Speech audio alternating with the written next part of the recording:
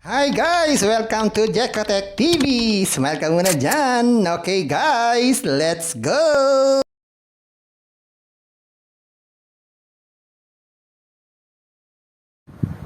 Hello guys! Welcome back again to my channel!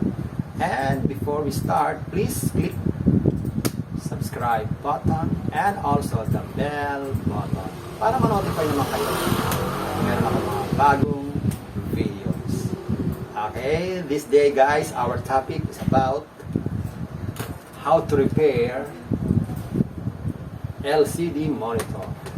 Okay, so what is the problem of this LCD monitor? Okay, let's check. Okay, let's plug the power.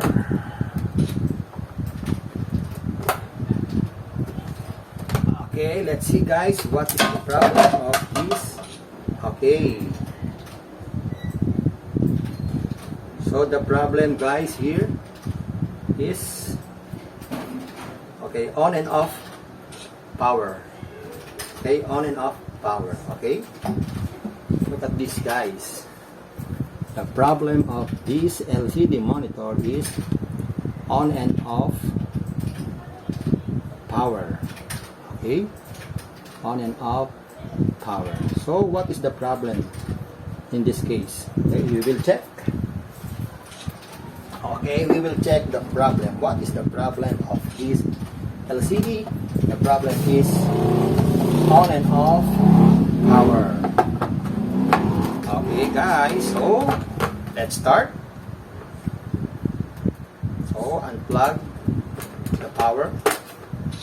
Okay, and let's open. Okay guys, so let's open. Okay, let's open the cover of this LCD monitor. Okay, so this is how to open. Okay, let's open the cover.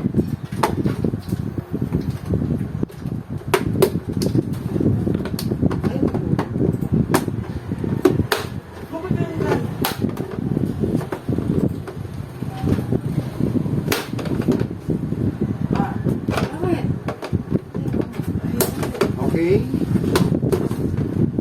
let's open.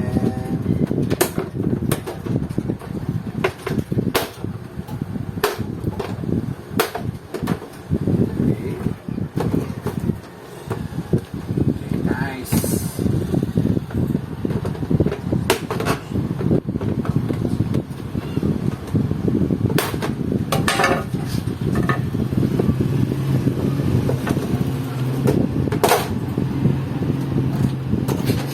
Okay guys, so let's check what is the problem.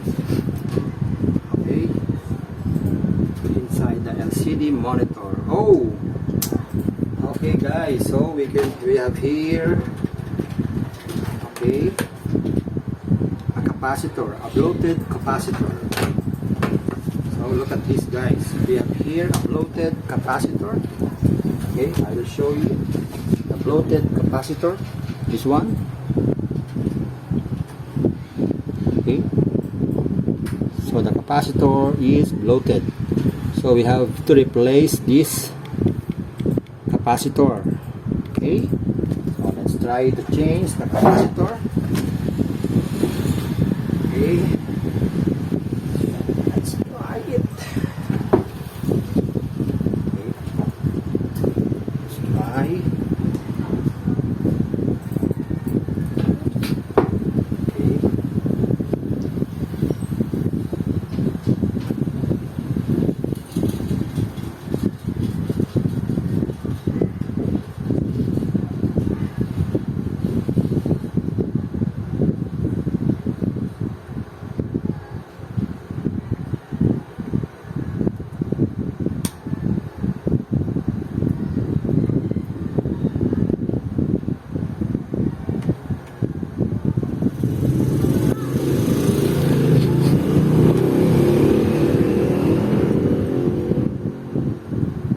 Okay. Okay. Okay guys, so we have to replace this capacitor. Okay, as you can see, the capacitor is already bloated. Okay, so the value of this capacitor is 200. Okay, 220 microfarad, 35 volts. Okay, so we have to replace this. Okay, this capacitor. Okay, so let's get some capacitor, guys. So let's check.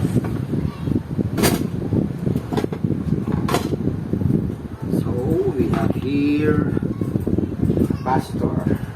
Okay, guys. So we will replace the capacitor with this one. Okay, just be careful, guys, to replace this capacitor because this capacitor is a polarized capacitor. So the negative and the positive. Okay, so be sure the polarity. Okay, so I have this one. So I will replace the capacitor. Okay, I will replace now. This is the brand new capacitor. Okay, so be sure to put in the right place. Positive to the positive and the negative to the negative.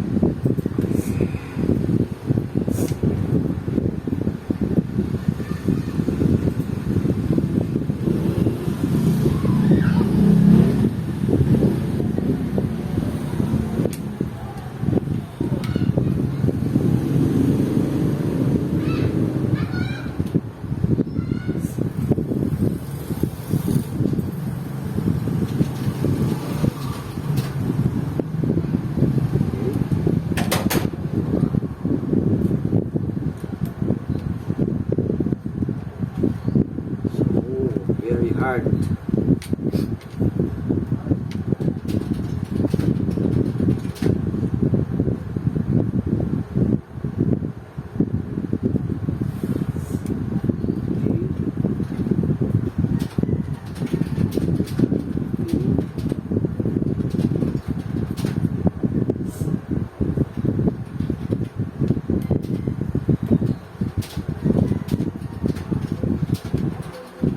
Okay, guys, so already replaced. So let's put it back the cover. Okay, let's put it back the cover, guys.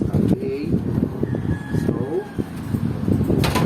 so I want to show you the capacitor. Okay, so we replace the new capacitor here. So here is the new capacitors. The new capacitor. Okay, so let's put it back the cover. Okay, the cover, let's put it back.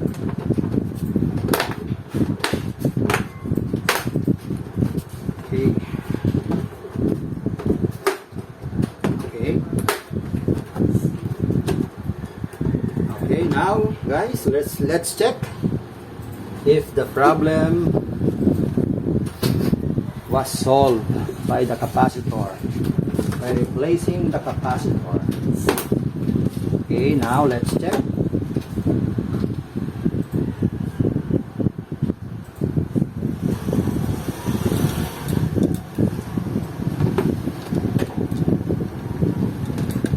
Okay, now let's put it back the power.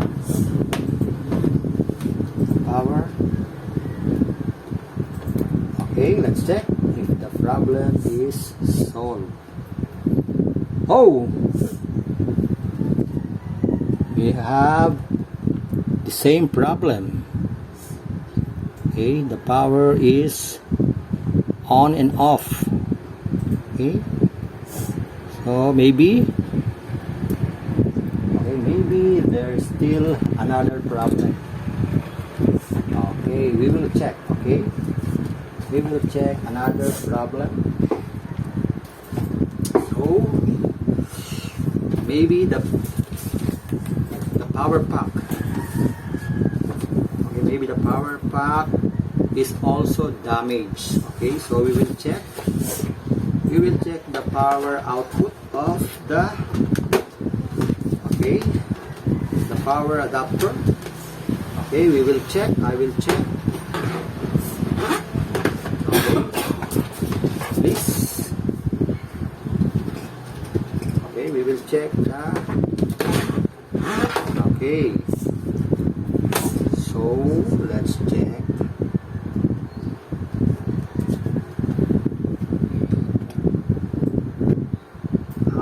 Okay, so in my tester, guys, okay,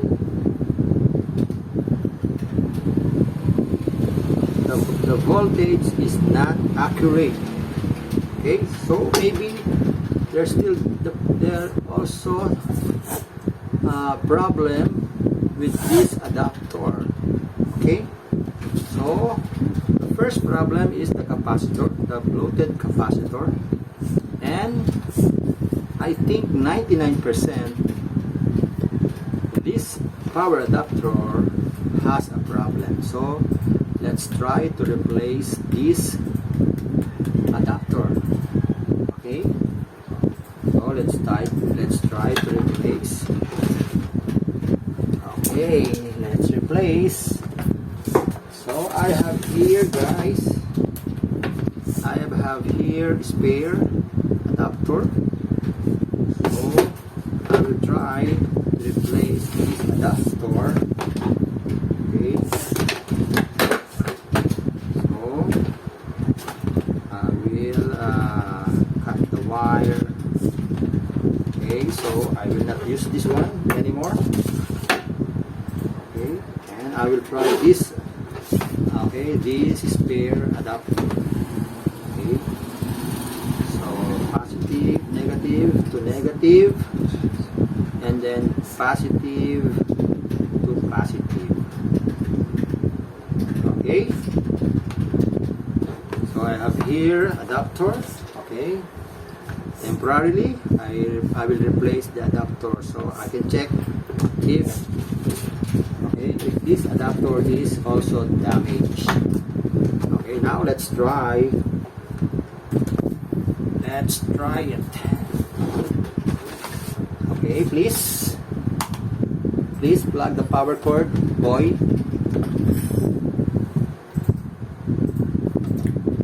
Okay, now let's try, guys. Okay, let's try. Let's check what will happen. Okay, I will insert. Okay, let's check what happened to this. Okay, oh, very good. Okay, now guys, so the problem is solved. Okay, look at this, guys. Okay, so we have here, okay, the problem really solved. Okay, so the problem of this LCD monitor is the capacitors and also the adapter itself. Okay, guys, so the problem was really solved. Okay, so we have restored the LCD monitor. Okay, guys, okay, the problem was resolved. Okay, so the problem, guys, is the, okay, I will show you.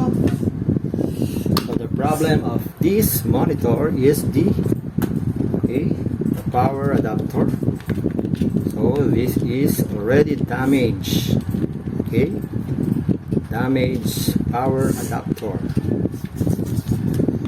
Okay, and also the bloated capacitor. Okay, guys.